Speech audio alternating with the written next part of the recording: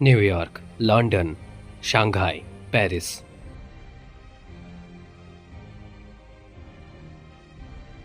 Hunter संग जिन्बू के चारों तरफ से ये ऊर्जा कैसी है? आखिर वहां पर चल क्या रहा है? मुझे कुछ ठीक नहीं लग रहा। क्या ये दुनिया का अंत तो नहीं? क्या वो हंटर संग जिन्बू ही है जिन्हें मैं जानता हूँ? क्रिएटर ने मुझे उस प्रोफेसी के बारे में बताया है कि मैं आग के लपटों से बना दुनिया का एक पिलर हूँ, लेकिन उसने मुझे ये नहीं बताया है कि पिलर आखिर गिरता है या फिर नहीं। उसके बाद जिन्वो वहाँ पर स्लैश कटर का इस्तेमाल करता है। हम बिल्डिंग्स के चारों तरफ आग और धुआं ही धुआं देख पाते हैं। और उसके बाद लेडी मोनार्क संग जिन्वो पर पॉइजन का इस्तेमाल करता है, लेकिन उसके बाद जिन्वो उन्हें बताता है कि उसके ऊपर पॉइजन का कोई भी असर नहीं होता है। तुम अकेले कमीने कहीं के, मैं तुम्हें दौड़ा दौड़ा कर मारूंगी। तुम अपनी जान के लिए भीख भी नहीं मांग पाओगे। और उसके बाद वो उस पर हमला कर देता है। एक ओवरवेलमिंग अथॉरिटी, मैं इसके ऊपर ऐसे ही हमला नहीं कर सकती। और उसके बाद ही जिन्वो मैक्सिमम स्लैश कटर का इस्तेमाल करता है, जिसके बाद लेडी पॉइजन मोनार्क का टुकड़ा टुकड़ा हो जाता है। तो मौत आखिरकार ऐसा होता है। उसके बाद हम देखते हैं उल्फ वेस्ट बेरू को पकड़ लेता है। बेरू धीरे धीरे गायब हो रहा है। क्या घमासांद्र के आसपास में मैंने जितने भी सोल्जर्स रखे थे वो क्या उन्हें निकाल रहा है? समन कैंसल, बेरू वापस आओ। और तभी सिस्टम में नोटिफिकेशन आता है कि वो उस सब्जेक्ट को बुला नहीं सकता है। किंग ऑफ द बीस्ट, तुमने बिल्कुल सही कहा था। ह्यूमंस एक वेसल की तरह होते हैं। उनके अंदर सभी पावर्स का इस्तेमाल करने का काबिलियत होता है, क्योंकि उनके अंदर पहले से कोई काबिलियत नहीं होता है। इसलिए उन्हें वेसल बनाना आसान होता है और उनका इस्तेमाल भी अच्छे तरीके से किया जा सकता है। हमें इसे जल्द से जल्द निपटाना होगा, इससे पहले कि ये मोनार्क का सभी पावर का इस्तेमाल सीख जाए। मैं मेरे ऑथोरिटी का इस्तेमाल करके पपेट्स को अपने हाथों पे नचा सकता हूँ, और उसके बाद जब तुम्हारे सोल्जर्स माना खो देंगे तो मैं उन्हें इजीली गायब कर सकता हूँ। तुम उन्हें कंट्रोल नहीं कर सकते। और उसके बाद वो त्रिशूल लेकर जिन्वो पर हमला कर देता है। जिन्वो उसे देखकर डॉज करके ऊपर चला जाता है। उसके बाद वो आइस मोनार्क जिन्वो की तरफ तेजी से आकर बढ़ता है और उन दोनों में फाइट होने लगता है। मूवमेंट साइन, ब्रीदिंग मसल, माना फ्लो, मैं ये सब देख सकता हूँ अगर मैं चाहूँ तो। बस अगर और थोड़ा उससे तेज होता तो मैं उसे हरा सकता था। मुझे अंदाजा नहीं है तुम क्या सोच रहे हो। और उसके बाद वो अपना फ्लो बदलता है और उसके माध्यम से एक फ्रॉस्ट उत्पन्न करता है और वहाँ पर बर्फ जमा देता है। वो करने के बाद जिन्वो उसके पीछे आ जाता है। मुझे मिल गया। जिन्वो उसके पीछे पहुंच चुका था, लेकिन तब भी वो हंस रहा था। उसके बाद ही जिन्वो को अचानक से कुछ महसूस होता है। सभी बहुत ज्यादा हैरान हो जाता है। उसके बाद हम बीस्ट मोनार्क को देखते हैं, जो कि अपना पंजा जिन्वो के सीने में घुसेड़ देता है। खून की बूंदें बहुत तेजी से नीचे गिरने लगते हैं। मेरा ही अनुमान था, तुम्हारे पास स्पीड के सिवाय और कुछ भी नहीं है।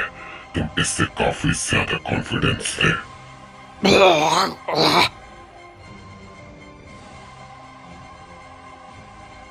मेरा लेवल बढ़ चुका है तो ये मेरे लिए कुछ भी नहीं है। मैं तुम्हारा हथियार तुम्हें वापस देता हूँ। और उसके बाद ही जिन्वो ने उसको जो चाकू मारा था वो उसी को ही घुसेड़ देता है। ऑलराइट, तो पिछली बार की तरह ही क्या तुम अभी भी खुद को हील कर पाओगे? शायद से तुम नहीं कर सकते। कोई भी फर्क नहीं पड़ता कि तुम कितने ज्यादा ताकतवर हो, लेकिन सच बात तो ये है कि तुम एक संपूर्ण मोनार्क नहीं हो। तुम बस इतना ही दूर जा सकते थे इंसान, लेकिन तुम्हारे लिए बुरा हो गया। इस दुनिया का अंत तुम अपनी आंखों से नहीं देख पाओगे। जब हमारा पैर इस दुनिया में पड़ गया था तभी इस दुनिया का अंत निश्चित था। पहाड़ की उच्चता की तरह इंसानों का लाश यहाँ पर बिखरा होगा और नदियों में खून की धारा होगा, लेकिन तुम्हारे इस जगह पे थोड़ा अलग होगा। यहाँ पे जो जो इंसान रहेंगे उन्हें मैं कृतदास बना कर रखूंगा और जिंदगी भर मेरे पैरों तले उन्हें काम करवाऊंगा। वो जिएंगे लेकिन मेरे कहने पर, मरेंगे वो भी मेरे कहने पर, लेकिन खुद कुछ कर नहीं पाएंगे। तो जब तुम मर ही रहे हो तो अपने आखिरी शब्द कहकर मरो, क्योंकि ये मेरे लिए और भी ज्यादा मजेदार हो जाएगा। मैं थोड़ा और, बस थोड़ा सा और। उसके बाद ही हम देखते हैं HP 0 हो जाता है प्लेयर का। सिस्टम दिखा देता है कि प्लेयर मर चुका है। और उसके बाद इस सिस्टम में नोटिफिकेशन आता है कि प्लेयर के पास ब्लैक हार्ट मौजूद है। पैसिव स्किल्स के और रिक्वायरमेंट आ जाता है, लेकिन वो सब कुछ अननोन होता है। उसके बाद हमें स्किल का टेबल दिखाया जाता है। पैसिव स्किल जो कि अनजान है वो एक्टिवेट हो जाता है। अननोन स्किल का लेवल मैक्सिमम पर होता है। स्किल टैबलेट के बाकी सारे अननोन स्किल्स एक्टिवेट हो जाता है और वो तेजी से चमकने लगता है। आह, आह,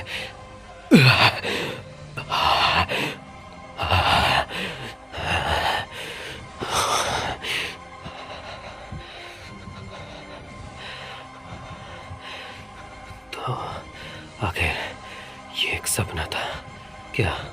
मैं जो अभी तक देख रहा था वो सच में एक सपना था। मैं हॉस्पिटल में हूँ। बर्फ का बना छूड़ा मेरे दिल में घोंपा गया था, लेकिन मैं अभी भी जिंदा कैसे हूँ? तो क्या तुम होश में आ गए? वो जिनचुल को देखने के बाद ही जिनवो उन्हें चेयरमैन बुला देता है। जिनवो की बातें वो जिनचुल को समझ में नहीं आता है, तो वो उन्हें 3 बातें बताने की कोशिश करते हैं। पहली बात, मैं चेयरमैन नहीं हूँ, मैं चेयर इंस्पेक्टर हूँ। और दूसरी बात, मैं मूविंग स्टैचूज के बारे में तुमसे पूछने आया हूँ। और तीसरी बात, तुम्हें मेरा नाम कैसे पता है? क्या? रुको एक सेकेंड। आप मूविंग स्टैचूज के बारे में पूछ रहे हैं? तुम सभी जब वहाँ से लौट कर आए थे तो व्हाइट टाइगर गिल्ड ने हमें सब कुछ रिपोर्ट में बता दिया है। नहीं, ऐसा नहीं है। मैं आपको ये पूछ नहीं रहा। ये मत बताना कि ये आखिरकार। मैं इस हॉस्पिटल रूम को बहुत अच्छे से जानता हूँ, क्योंकि मैं इस रूम पे 14 दिन तक रहा हूँ। और अब हंटर संग जिनवो, क्या आप ठीक है? मुझे अपने यादों को समेटना होगा। आखिर ये सब कैसे हो गया? मेरा स्टेटस, मेरा चेहरा, सब कुछ बिल्कुल पहले की तरह है। मेरे स्टोरेज में जो जो चीज़ें था वो भी यहाँ पर मौजूद है, और इसी के साथ कमिस रैद भी यहाँ पर मौजूद है। भैया, आप उठने के बाद क्या कर रहे हैं? अब आप मुझे ये मत पहुंचाना कि आपने अपने सर को फिर से चोट पहुंचा लिया। हाँ, क्या मैं किसी गलत रूम पे आ गई हूँ? ये तुम कौन हो? ओह हाँ, शायद वो मुझे पहचान नहीं पा रही होगी, क्योंकि मैं तब जैसा था अब तो वैसा बिल्कुल भी नहीं दिखता हूँ। क्या तुम्हें अपना बड़ा भाई भी बिल्कुल याद नहीं? क्या तुम्हें पूरा यकीन है तुम मेरे बड़े भाई हो? और तुम हाइट में मुझसे इतना ज्यादा बढ़ कैसे गए हो? मैं अभी थोड़ा बिजी हूँ, मुझे अभी हंटर एसोसिएशन में जाना होगा। अरे क्या बात है, आखिर तुम वहाँ पर क्यों जा रहे हो? उन्हें ये बताने के लिए कि मैं अभी भी एक हंटर हूँ। ये असल में आपसे मिलकर मुझे खुशी हुई। पिछली बार मैंने उन्हें आखिरी बार के लिए देखा था। चेयरमैन, बाकी सभी कामों में जितना समय लगता है तुमने उन्हें बहुत पहले ही ख़त्म कर दिया। देखकर ऐसा लगता है कि तुम्हें प्रोसीजर्स बहुत पहले से ही पता है। तो बताओ क्या बात है? नहीं, उतना खास नहीं। जिनवो का स्क्रीन पर नोटिफिकेशन आता है कि क्या वो इस दुनिया को फिर से शुरुआत करना चाहता है। तो ठीक है, मैं एकदम सीधे पॉइंट पर आता हूँ। उससे पहले मेरे पास एक डील है जो मैं आपको बताना चाहता हूँ। एक डील? उसके बाद जिनवो उन्हें रेगुलेशन चेंज करने के लिए कहता है। वो जेजू आइलैंड में अकेले जाने की बात करता है और बाकी सभी को जाने के लिए मना कर देता है। चेयरमैन उनकी बातें सुनकर भड़क जाता है और कहता है, ऐसी बचकानी बातें बिल्कुल भी मत करो। क्या तुम्हें जरा सा भी अंदाजा है कि जेजू आइलैंड के रेड में हम कितनी बार फेल हो चुके हैं? अरे ये एनर्जी तो, ये चीज़ कुछ ऐसा है जिसे बस मैं ही कर सकता हूँ, इसलिए आप प्लीज़ मुझे जाने की इजाज़त दें।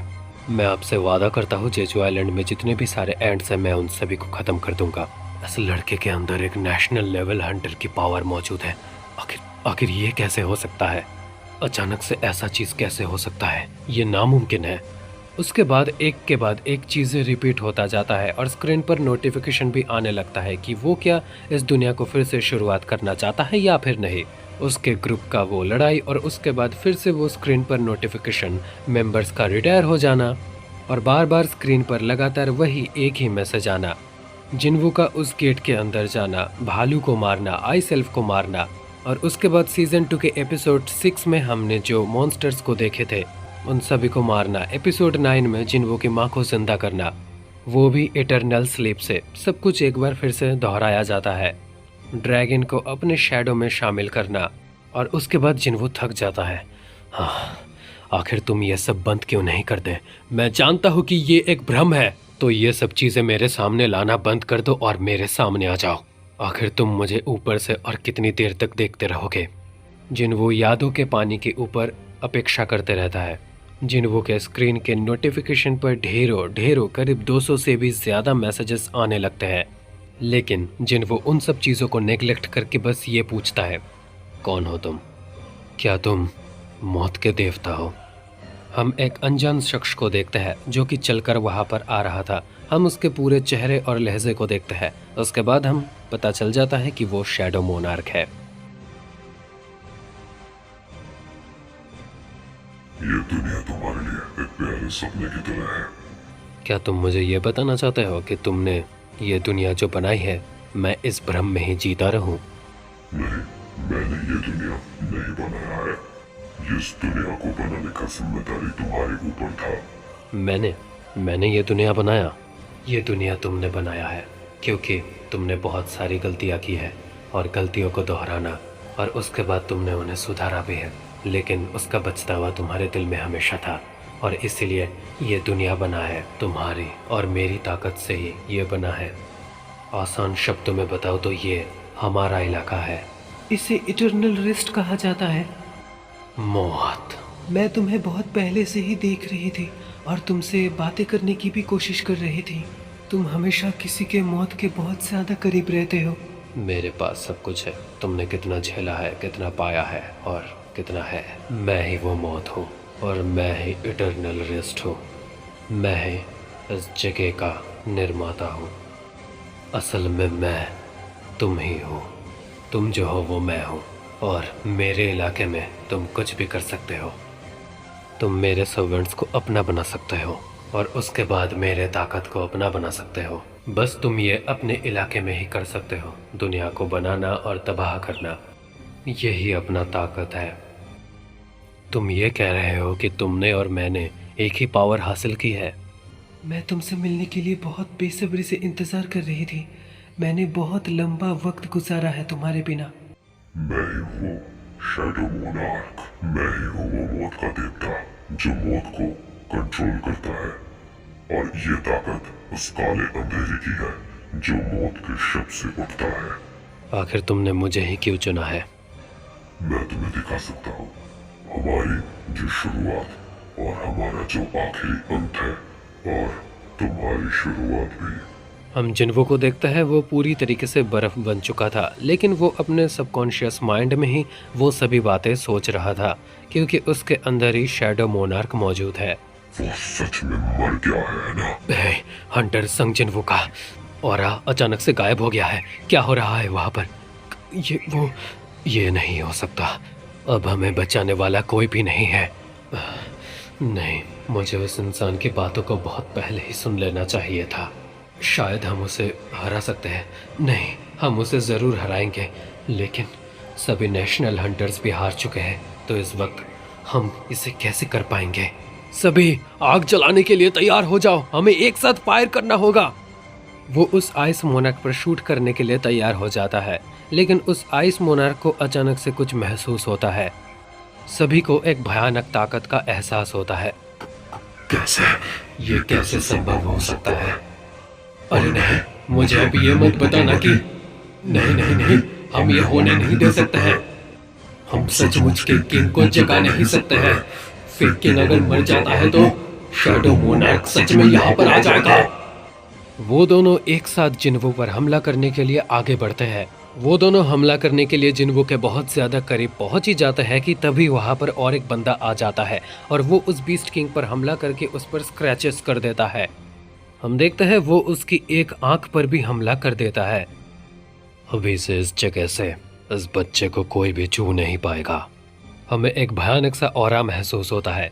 दो धारदार चाकू के साथ एक आदमी वहाँ पर खड़ा था। और दूसरी ही दुनिया में हम देखते हैं रोशनी और अंधकार दोनों एक साथ रहते हैं। रोशनी ने वहाँ पर एमिसरीज के देवता को जन्म दिया था और अंधकार ने 8 सोवेरेंस को जन्म दिया था। सोवेरेंस जिन्होंने जन्म लिया था बस दुनिया को खत्म करने के लिए, और एमिसरीज जिन्होंने जन्म लिया था इस दुनिया का भारसाम्य को बजाय रखने के लिए। दुनिया में जो रोशनी सब कुछ बरकरार रखता था उसने बहुत बड़े युद्ध का प्रारंभ किया था। महाराज, आप हमें हुक्म दीजिए सभी दुश्मनों का सर कलम करने के लिए और अपना विजय लहराने के लिए। लेकिन उसके बाद से ही अचानक, पता नहीं क्यों, लेकिन एब्सोल्यूट बीइंग फ्रैगमेंट लाइट ने कभी भी जवाब नहीं दिया, और जिस वक्त fragment of the brilliant light को ये बात पता चला कि एब्सोल्यूट बीइंग में सोविनियर्स के प्रति जो लड़ाई है वो मजे के सिवाय और कुछ भी नहीं है, और रूलर इस युद्ध का अंत नहीं चाहते हैं। उसके बाद सभी ने विद्रोह शुरू कर दिया अपने ही देवता के प्रति। सभी ने हथियार उठा लिया और युद्ध करने चले गए, अपने आप को सही ठहराने के लिए कि वो अच्छा काम कर रहे हैं। लेकिन उन्होंने जो नियम था उसे तोड़ा था, जिसके चलते वो कभी भी पुनर्जीवित नहीं हो सकते थे, क्योंकि उन्होंने अपने नियम तोड़े थे। तो इसलिए उनके लिए बस मौत ही इंतजार कर रहा था।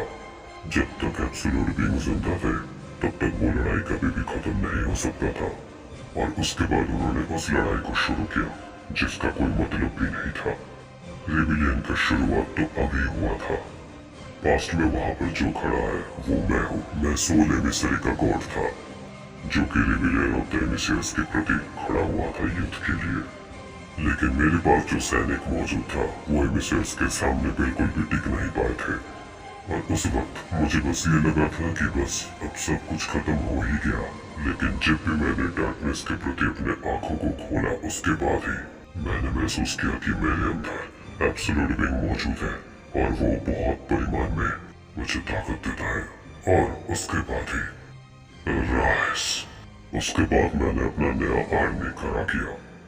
जैसे भी करके जब मैं सब कुछ खत्म करने के बाद लौटा तो हम देखते हैं वहाँ पर उनके गॉड का हत्या कर दिया गया था। वो चेयर पर बैठे हुए थे और उन्हें बेरहमी से मार दिया गया था। असली शासक मर जाने के बाद बाकी जो थे वो उन्हें नए देवता कहने लगे थे।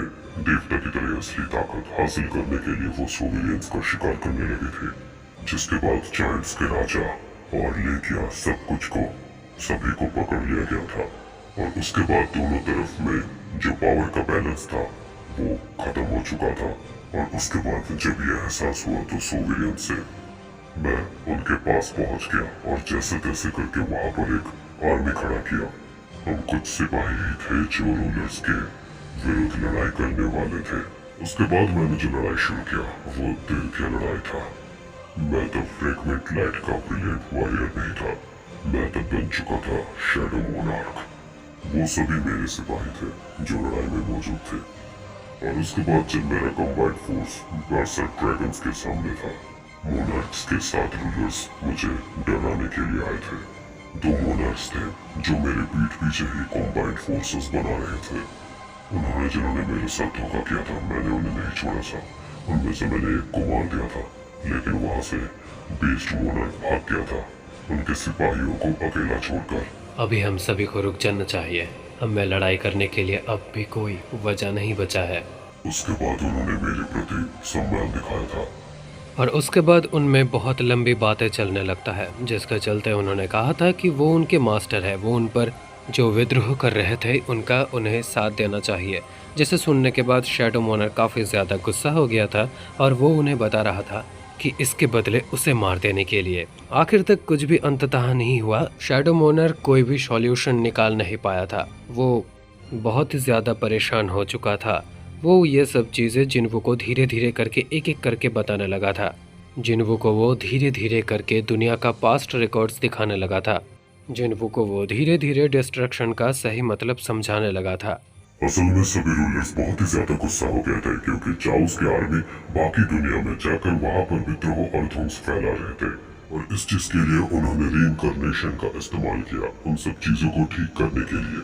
सच में 10 साल पहले कमाल का यंत्र तैयार होकर आया था। दुनिया को बचाने के लिए जो जो चाहिए था उन्होंने सब इस्तेमाल किया था। लेकिन हम अभी के विश्व को देखेंगे तो इस पृथ्वी में मोनार्क का सामना करने के लिए कोई भी काबिल नहीं था। अगर मोनार्क और उन रूलर्स के बीच में कोई भी अगर जंग में जीतता था तो बाकी सभी प्लैनेट्स पर भी उसका असर पड़ता। और उसके बाद रूलर्स ने एक ड्रास्टिक डिसीजन लिया। उन्होंने ये सोचा था कि वो सभी को बचा तो नहीं सकते हैं, लेकिन वो कईयों को काबिल और शक्तिशाली तो जरूर बना सकते हैं कि वो इस दुनिया को आगे बढ़ाएंगे और इस दुनिया को वही चलाएंगे। तो इस चीज़ के लिए ही हंटर्स बनाए गए। उन्होंने ये काम इसलिए किया ताकि ह्यूमंस काबिल बन सके इन दोनों फोर्सेस के आक्रमण को सहने के लिए और उनका मुकाबला करने के लिए। और उसके बाद एक काबिल मेज हमारे सामने आया था। उसने मुझे एक प्रपोजल दिया था कि एक काबिल ह्यूमन को सब्स्टिट्यूट के तौर पर यूज़ किया जाए, वो मेज जिसे आर्किटेक्ट कहा जाता है। एज ए असिस्टेंस उसने मेरे साथ काम किया था, लेकिन उसके बदले हमें बस एक शरीर की ही ज़रूरत थी। लेकिन हमें अनफॉर्चुनेटली कोई भी वेसल नहीं मिला था जो मृत्यु के कगार पर था। उस आर्किटेक्ट ने एक सिस्टम बनाया था जो कि लो और हाई रैंकिंग टैलेंट को सेंस करता था अपने मैजिक पावर से। उस सिस्टम के माध्यम से हमने किसी ऐसे को ढूंढा जिसके पास फिजिकल पावर, सुपीरियोरिटी और ग्रेट मेंटल हेल्थ हो। उस आर्किटेक्ट को किसी ऐसे इंसान को ढूंढना था जिसके अंदर मेरा ताकत सही से जा सके। लेकिन यह काम सुनने में जितना आसान है, करने में उतना ही मुश्किल है। लेकिन अचानक से उसके काम के बीच में ही सिस्टम जब किसी ऐसे को ढूंढ रहा था तो वहाँ पर कोई ऐसा मिल गया था जो इसके काबिल था। कोई ऐसा जो नियम को फिर से लिख सके, कोई ऐसा जो बार बार आता है। वो बस तुम ही थे जो हमेशा मृत्यु के कगार पर होता है। एक कमज़ोर इंसान। मैं तुम्हें देख रहा था और आर्किटेक्ट के मनाही करने के बाद भी उसके विरुद्ध जाकर मैंने तुम्हें चुना। इसलिए मैं तुम्हें एक बार फिर से बता रहा हूँ, तुमने कितनी मेहनत की है, कितना दर्द सहा है, कितना कुछ झेला है, तुमने पाया क्या है, खोया क्या है, सब मैं जानता हूँ। सब चीज़ों का हिसाब मेरे पास है। जबकि हम दोनों अभी एक बन ही चुके हैं, तो इस चीज़ के बाद मैं तुम्हें एक चॉइस देना चाहता हूँ। तुम इस दुनिया में रह सकते हो और यहाँ पे तुमने जो भ्रम पैदा किया है इस दुनिया में जी भी सकते हो, या फिर तुम यहाँ पर आराम भी कर सकते हो। और अगर तुम ऐसा नहीं करते हो तो तुम्हें वास्तव में फिर से लौटना होगा, वहाँ पर फिर से लड़ाइयाँ लड़ना पड़ेगा। तुमने वैसे कहा था कि तुमने अपना डिसीजन बना लिया है, लेकिन तुम लीडर्स के साथ खड़े नहीं हो, तो आखिर तुम मोनार्क्स के साथ कोई दूसरे वर्ल्ड में क्यों भाग गए थे? वो इसीलिए था क्योंकि वो जगह मेरे लिए नहीं था। मेरा भी जवाब बिल्कुल यही है। ये वो जगह नहीं है जहाँ मैं रह सकूँ। ये आखिरी बार है जब मैं आपको देख रहा हूँ। मैं तो फिर से इस दुनिया में वापस आ जाऊँगा, लेकिन शैडो मोनार्क, तुम इस दुनिया में अभी भी जियोगे। हमारे रास्ते यहीं पर ही अलग हो जाते हैं। ये बहुत ही बुरा है। मौत के वक्त तुम्हारा ताकत तुम्हारे साथ ही रहता है, लेकिन वहाँ से वापस जाने का मुझे पता है। क्योंकि मैं तुम्हें हूँ। शैडो मोनार्क वहाँ से धीरे धीरे जाने लगता है। जिन वो एक लंबी सांस भरता है।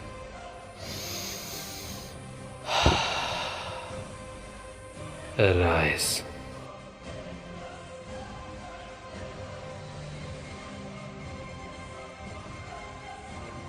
यस, जिन्वो चुन लेता है कि उसे भ्रम में नहीं जीना और उसे असली दुनिया में वापस आना है।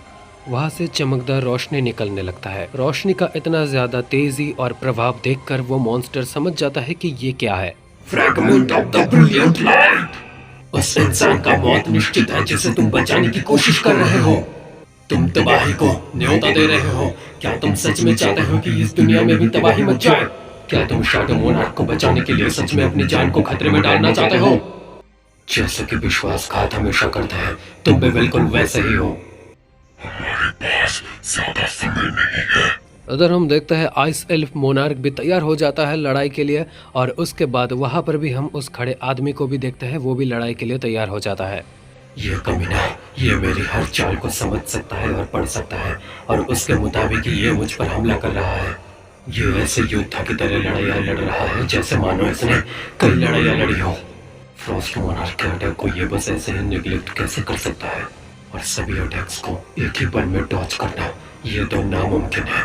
एक साथ ये दो काम ये कैसे कर सकता है? उसके बाद वो उस पर मुंह से फ्रॉस्ट अटैक करने ही वाला था, लेकिन मुक्का से उसे हिट मार देता है। बीस्ट किंग वहाँ पर जो मौजूद था, जो उसे खाने के लिए आगे बढ़ रहा था, वो उसके मुंह पे चाकू घुसेड़ देता है और उसके पेट पर कस करके एक मुक्का मार देता है। मैं तुम्हें यहीं पर ही खत्म कर दूंगा। ये एहसास। उसके बाद हम जिन्वो को देखते हैं, जिसके बॉडी से वायलेट कलर का ऑरा निकल रहा था। इस बार ये मेरे ऊपर काम नहीं करेगा। चलो उस पर हमला करते। मैं अभी उस पर हमला करूंगा। इतने दूर आ जाने के बाद क्या तुम्हारा दिमाग फिर चुका है? क्या तुम्हें अभी महसूस नहीं हो रहा? उसके आसपास जो मोना मौजूद है वो रो रहा है। शैडो मोनार्क यहाँ पर आ चुका है। इसे नहीं पकड़ता है, लेकिन क्या तुमने ये वादा नहीं किया था कि शैडो मोनार्क के विरुद्ध लड़ाई करने में तुम मेरी मदद करने वाले हो? मैंने जो वादा किया था वो एक जरूर था। मैंने ये कहा था कि शैडो मोनार्क जब ह्यूमन फॉर्म में होगा तभी मैं तुम्हारी मदद करूंगा, लेकिन जबकि यहाँ पर असली शैडो मोनार्क आ रहा है तो मैं किसी भी हालत में तुम्हारी मदद नहीं कर सकता। अगर ऐसा ही है और अगर तुम ऐसे ही मुकर जाओगे तो आखिर तुम्हारा बीस्ट होने का क्या फायदा? फ्रॉस्ट मोनार्क, तुम ऐसा इसलिए कह रहे हो क्योंकि तुमने शैडो मोनार्क की ताकत को अभी भी देखा नहीं है। मैं तुम्हारी किस्मत के लिए दुआ करता हूँ। कितना बेरहम और कमीना बेवकूफ है। Twisted the terror of the Frost wagon, यही मेरा असली ताकत है। और उसके बाद ही वहां पर एक बर्फ का आंधी आ जाता है। सभी ह्यूमंस वहां से निकलने की कोशिश करने लगते हैं, लेकिन वहां पर बर्फ और आंधी का तूफान आ जाता है। पानी का तूफान सब कुछ चीज़ों को अपने साथ लेकर चला जाता है। वो अनजान इंसान हमले से इजीली बच जाता है। ऐसे तुच्छ इंसान मुझे लड़ाई के लिए चुनौती देंगे जबकि उन्हें अपने जगह के बारे में ही कुछ भी नहीं पता होता है। तुम वहां पर इटर्नल के लिए बंद हो चुके हो, शैडो मोनार्क। क्या वो इस पूरे इलाके को तबाह करना चाहता है? तभी हम देखते हैं जब भी वो उस बर्फ के हिमवाह को ऊपर से नीचे की तरफ फेंकता है और उस पर हमला करता है तो वहां पर बेरू आ जाता है और उसे तोड़ देता है। फ्रॉस्ट मोनार्क, तुम्हारे पास इतना ज्यादा काबिलियत या फिर इतना ज्यादा ताकत नहीं है कि तुम राजा से मुकाबला कर पाओ। उसने मेरे स्पेल को तोड़ दिया, तो इसका मतलब है कि कमांडर शैडो सोल्जर्स के उन सभी का पावर लौटकर वापस आ गया है। इसका मतलब है कि और इसीलिए मैं प्रोफेसिस या फिर भविष्यवाणी पर बिल्कुल भी भरोसा नहीं करता। अरे क्या वो बीस्ट यहाँ से भाग गया है? आखिर किसने कहा था? मेरे परमिशन के बिना वो यहाँ से चला कैसे गया?